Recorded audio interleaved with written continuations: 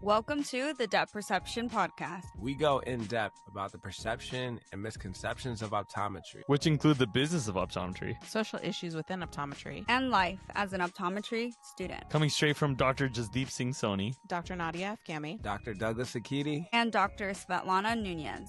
We hope you enjoy this episode. Hello from the podcast. Great to be back here, and we got a special guest. So, SV and JD here from the Depth Perception Podcast, and guess who we got? We got the amazing Chris Lopez. So let's give it up for him. Yeah, Chris, we appreciate you joining the pod. So obviously, we love talking from a school perspective, a new grad perspective, and we're excited to talk about like the 2026 like optometrist financial income report that you guys came up with at ODs on Finance. So we appreciate you taking the time to talk about that, man. I'm happy to do it. Happy to be here. Thank you guys both for inviting me on the podcast. Of course, man. Of course. So I know we were kind of chatting about some takeaways beforehand. I guess before we start, did you have any big surprises or takeaways that surprised you when you like kind of went through the numbers and like put it all together? Yeah. I mean, there's some highlights for sure. To start, I mean, shout out to Dad, Aaron, and Julie. They really did all the legwork for this 2026 ODs on Finance optometry income report.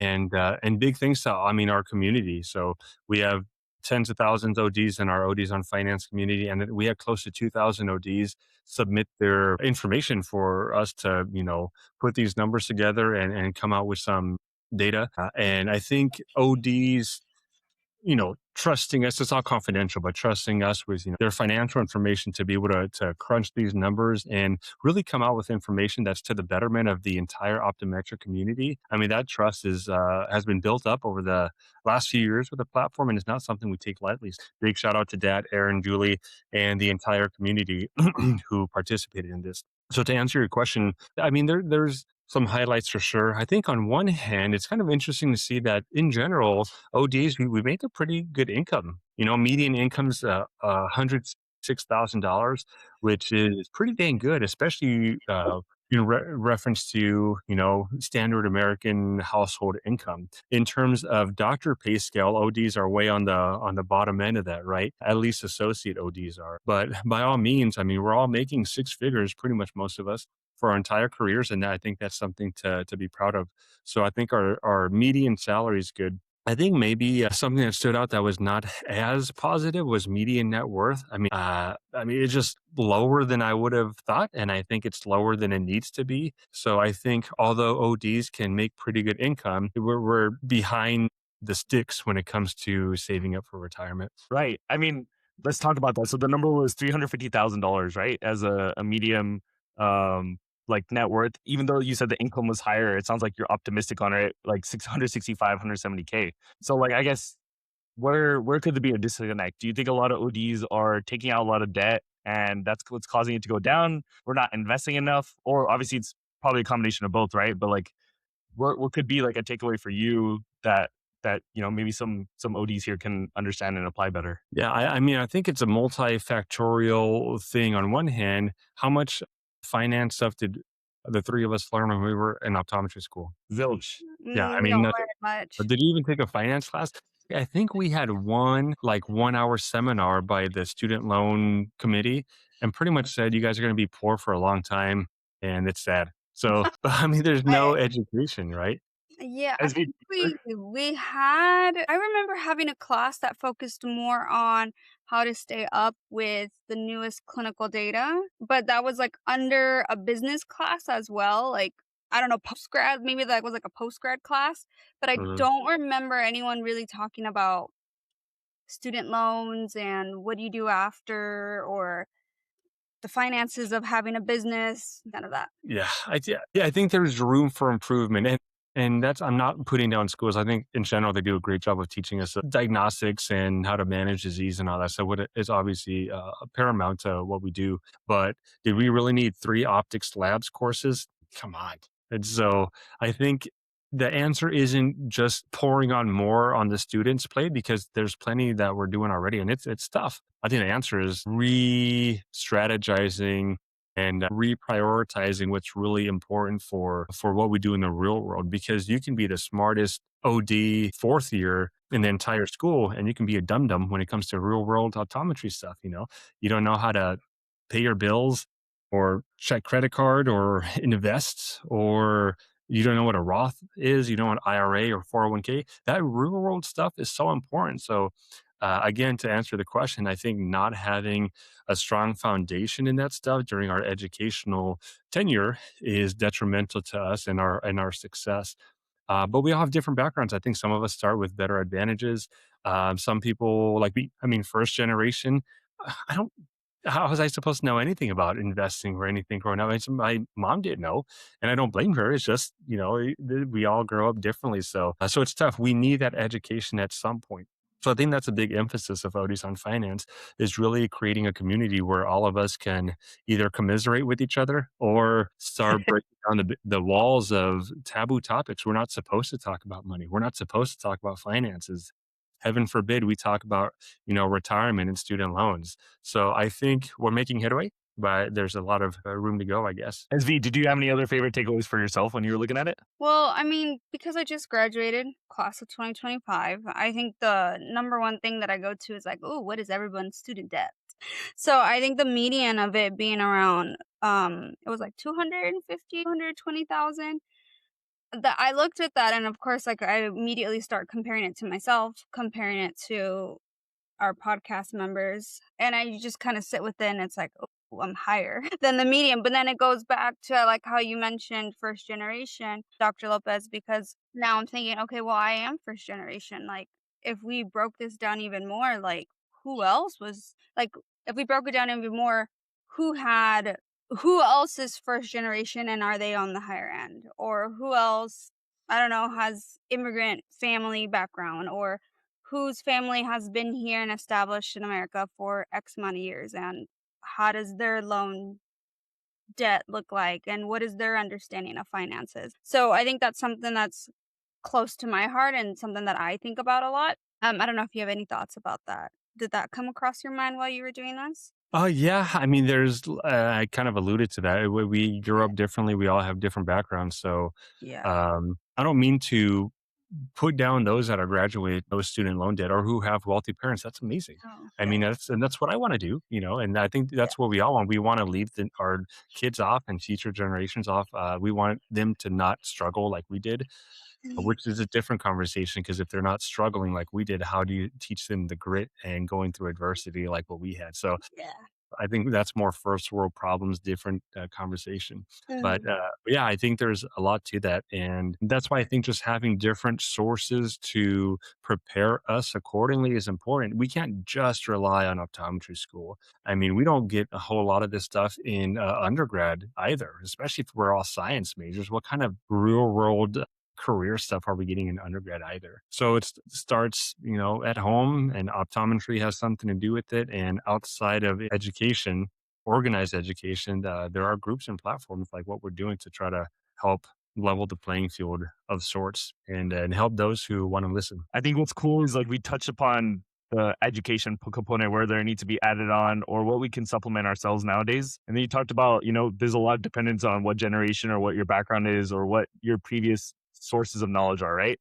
What's interesting to me though is, one of your guys' questions was like, would you do optometry again, right? And that's a question that I think our pod likes to tackle. And it says here, I'm just reading it, the majority of optometrists, 57.1% would likely choose the profession again. And why am I bringing that up? Obviously, that's a unique question, right? You could have been doing a survey about mental health or any other topic, but then you bring it up in the context of finances, which is interesting to tie in here. So I guess 57.1% is a good amount that would likely choose it again. But at the same time, that means 42.9 maybe feel a little bit differently, right? And so some of the things you outlined were burnout, financial concerns, things like that. I guess to me, that's like an interesting number. And then also from a financial component, I guess, which kind of ties into some of the things that we're kind of discussing. But was there any other interesting takeaways for why maybe 43 point other 42% maybe feel a little bit differently? Yeah, I mean, that's a great question. And if we can pry into the brains of every OD that answer this, that'd be helpful. But I mean, on one hand, it's glass half full or glass half empty, right? So Mhm. positive outlook on this is over half of our colleagues would choose this again. That's pretty dang cool. But then Cool. you think about, is over half good? I mean, is tech industry 80% they would do it again? You can look at dentists. I doubt 57% of dentists would do that again, Mm. or other professions or veterinarians, because they're super smart, ton of school, ton of debt. They don't make much money relatively. So I don't know how to benchmark 57% against other industries.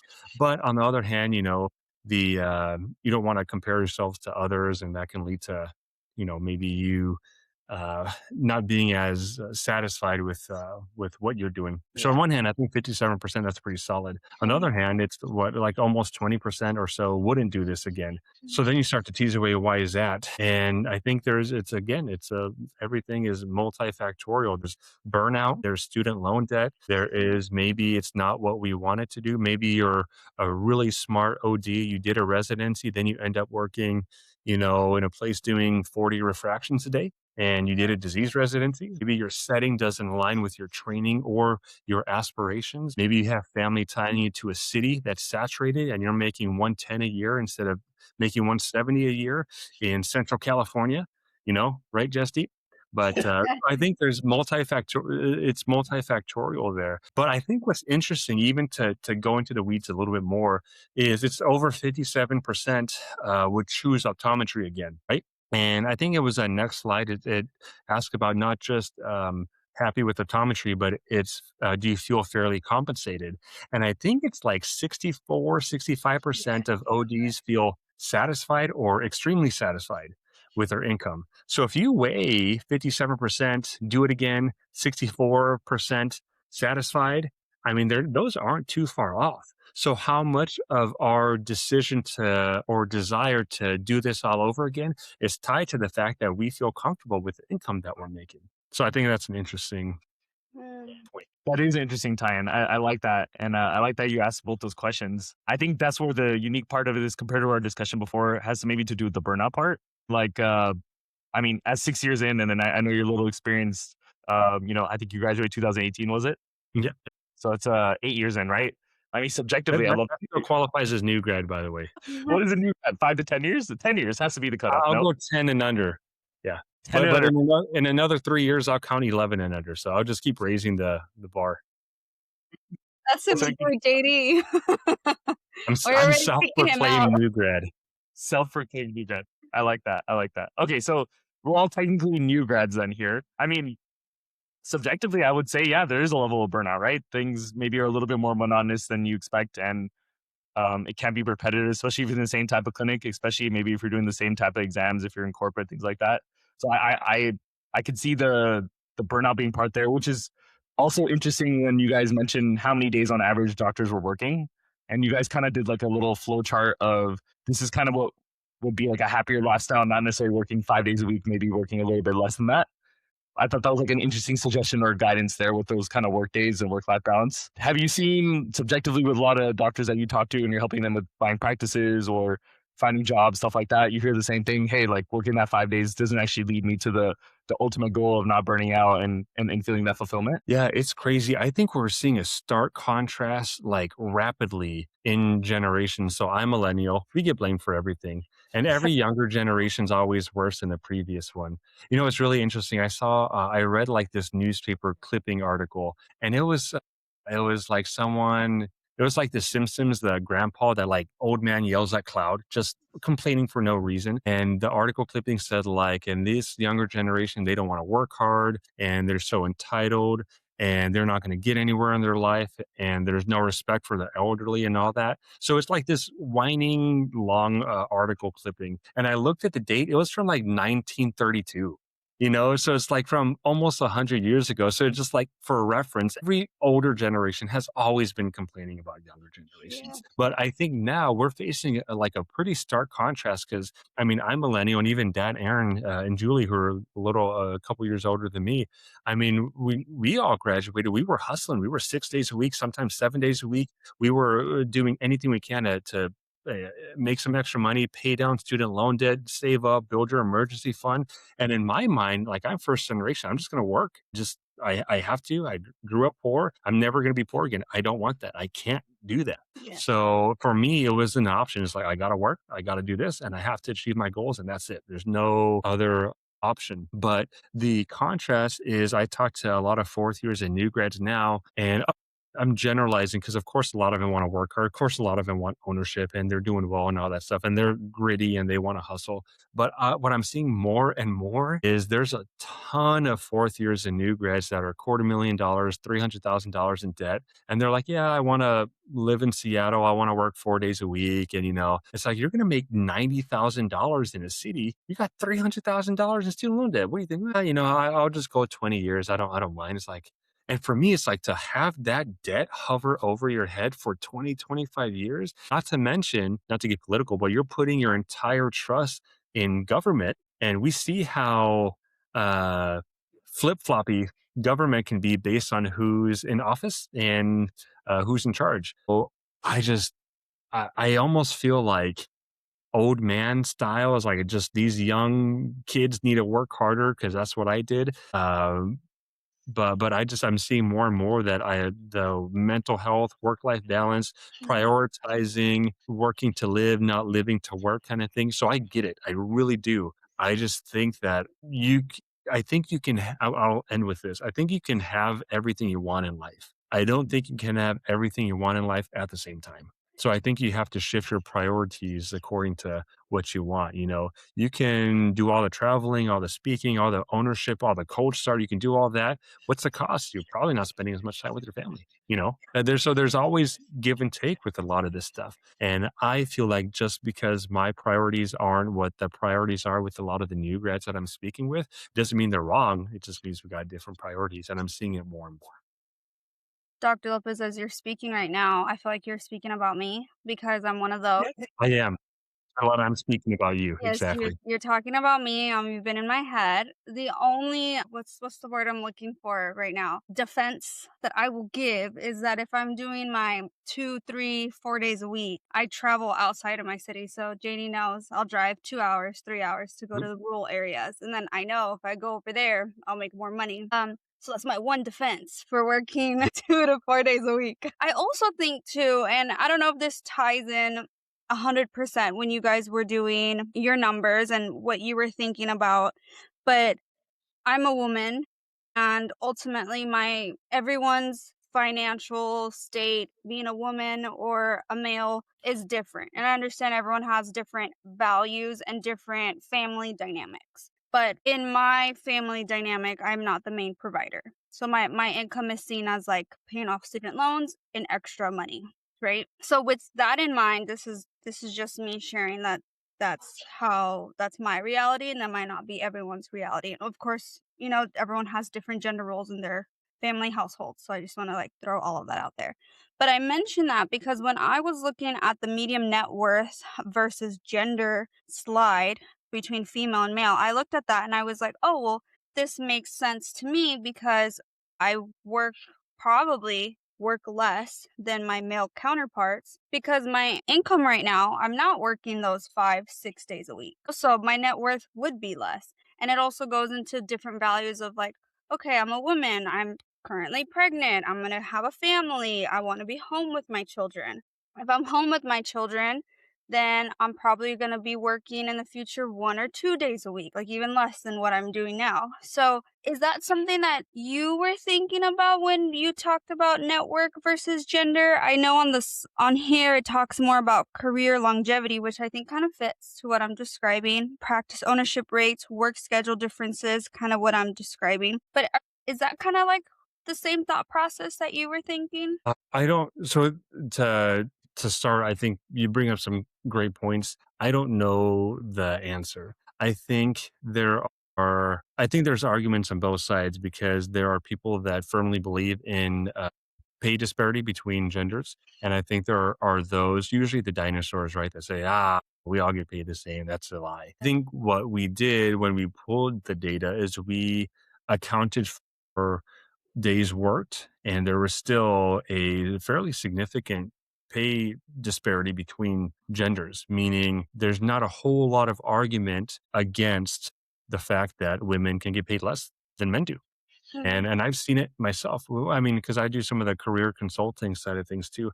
I have seen PE buy a practice, and there's four docs: two senior females, two younger men, And I've seen them offer the men 17% production and the women 15% production. And both women were older, far more productive than the younger guys, and get paid 2% less. If you're producing 1 million, that's $20,000 a year less. And for no reason other than they were hoping they wouldn't talk to each other. So I think that there is real data to support pay gap or pay disparity. So I believe that there's thoughts that women can work less than men, because of household dynamics. And but again, I think that was mostly accounted for with the data. And the other thing is the thought was, well, maybe there's more men that are practice owners than women. It's pretty much 50-50 now. And eventually, I mean, I think there's a lot more females in optometry school now than men, which I think is great for the industry because we'll see how that leads to shifts in the workplace. But I think more women should be encouraged to be practice owners, and in particular because of household dynamics. So if the traditional thought is, families have kids, women are going to stay at home more with the kids, like traditional, it was done traditionally, all the more reason to be a practice owner. Because if you have a great practice, you have more financial flexibility to stay at home, and you can hire an associate to work those other days, and you can still make more income than you were just working full time as an associate, right? So I'm a humongous proponent of ownership in general, but I don't want women or female colleagues to be discouraged from ownership because of family stuff or having kids or having babies. All the more reason why you should do it. And I have two little ones, and similar to ownership and parenthood, there's never a right time. You just Yes. do it. You just do it.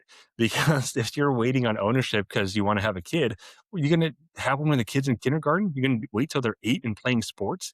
No, that's not the right time. Are you going to have kids then do ownership, or vice versa? There's never a right time. You just do it when you feel like the time is right for you and yourself and your family, and you guys can tolerate it best you can. Yeah, no, thanks for sharing that subjective and then like experiences you had, right? Like, me and my buddies always talk about we believe in like meritocracy, right? And so like, when you're first saying that, like even I've had experience with clients where they're like, hey, for based on the gender, they may offer something different, but it's usually based on this person is producing less and that's why the offer would be there. And so some women in roles where maybe they have children or they don't want to burn out or see a bunch of patients, I can understand how someone should get offered that less. But you're saying in a simple, obviously nothing's apples to apples. You're saying even an A to B scenario when things are very similar, that maybe there is that gender discrepancy still. So I mean that's unfortunate, but it's also being honest. That's why it's good to have this information out there for everybody to know.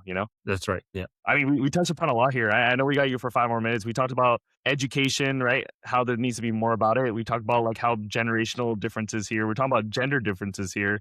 We're talking about how burnout versus work-life mentality, all those things kind of tie in here. I mean, overall, I think this is great that you're all doing this because this gives everybody like hey, this is what my future potentially could be based on people in my own profession and how I can change the course of my path. For us young ODs, that's like a really great and helpful thing to do. I guess any final takeaways from anyone before we kind of wrap up here and kind of give this podcast out so people can start hearing some of the thoughts that we gave out. I love that quote you actually said, and if you don't mind repeating it, I think you said you can have it all, but it just depends when you want to have it. That really stuck out to me. I don't know if you use those exact words. I'd love to hear your thoughts on that quote again. Yeah. I think I said, I'm a believer. You can have anything you want in life. You can accomplish whatever. You can have anything you want in life. You just can't have it at the same time.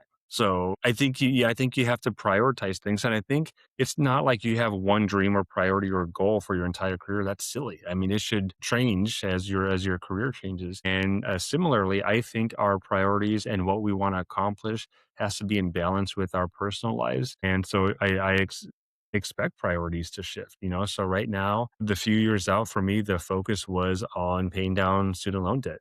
And then it was, having kids and doing that. And then it was, transitioning to ownership. And now accomplishing all three of those things is like, well, now what should priorities be? And now we got two little ones that are in sports 18 days a week.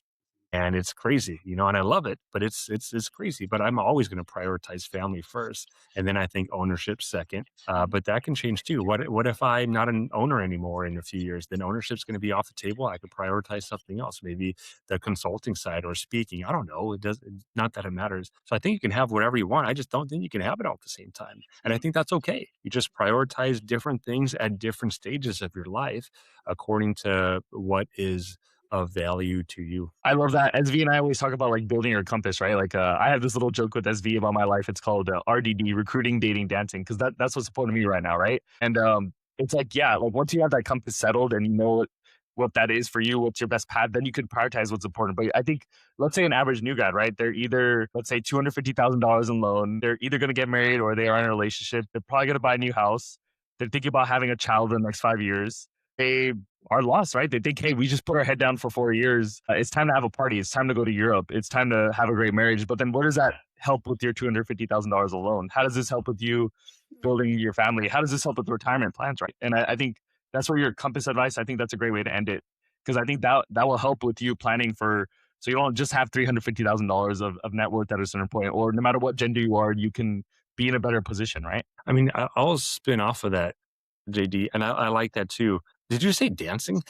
We did. Oh gosh, you ask 100 dudes if dancing's in their top 3 priority, you'll be the one. You're the only one. Yeah. That's awesome. But I think to your point about the compass, I think that's like super important, and that's how I structure things now in my life. And I think of it kind of like, remember the Punnett square we have in biology, and you have the 4 squares and a little a.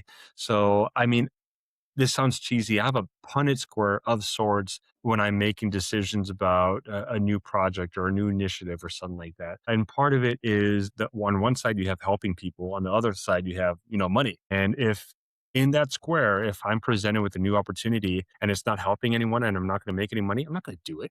Why would I want to do that? Why would I waste my time? I got other priorities. I got to spend time with my kids and my wife. And if there's an opportunity where I can help people and make money in that top corner, I may consider it. Very well may consider it. But the tricky thing would be, well, what if I can help someone but I won't make any money? How much is that helping someone value against what my priorities are in my life? Or what if I can make a lot of money, but it's not helping anyone? Is it selfish? Not really. But should I do it? I don't know. How much money? How much do I prioritize this other thing? But I think if you have your compass of sorts set, then I think it makes every single decision very, very simple. Not easy, but I think it makes it simple. Because I'll give you an example. This is not my office, but if you're an owner and you have a terrible staff member in your office and they're pretty good at their job, they can sell, they're a good optician, but they are toxic. If your compass in your office is, we prioritize a great culture, we're a team, we help each other out, we support each other. If that is your compass and you have a toxic team member, it's a very, very simple decision. What do you have to do? You got to let them go. You have to. Okay. But it's not easy to let go of a really good salesperson who's boosting your optical revenue, who's killing it with progressives and computer glasses. That's not easy, but it's a very simple decision if you know what your compass is. So I think if you have your stuff and priorities laid out well for your professional and personal lives, it doesn't mean you'll have easy decisions, but it does mean you'll have very simple decisions. And if they're not simple, you don't have your priorities right. That makes sense? That makes sense. I think the takeaway of the report should be find your compass, educate yourself so you can be better financially, think about some generational differences, don't burn out, but at the same time, keep hustling. And I think people will be in a better spot. So, man, thank you for taking the time. We know you were clinic today and we know you're on the East Coast and we really do appreciate this. And it's going to be really helpful for our listeners. So thank you for that. Add dancing to that list too, JD. Whatever's on your list, you got to have a little fun there, right? You can't burn out. Thank you, man. We appreciate you. Yeah, thanks for having me on. See ya. Thank you for talking to us. Hey guys, thanks for listening to the Depth Perception Podcast. Don't forget to like and subscribe on all of our platforms, including Spotify, Instagram, Google Podcast, Apple Podcast, YouTube. Make sure you click that button. Double tap that. So you guys have no reason not to follow us and tune in to the next episode. Stop wasting time. Get in depth. Subscribe.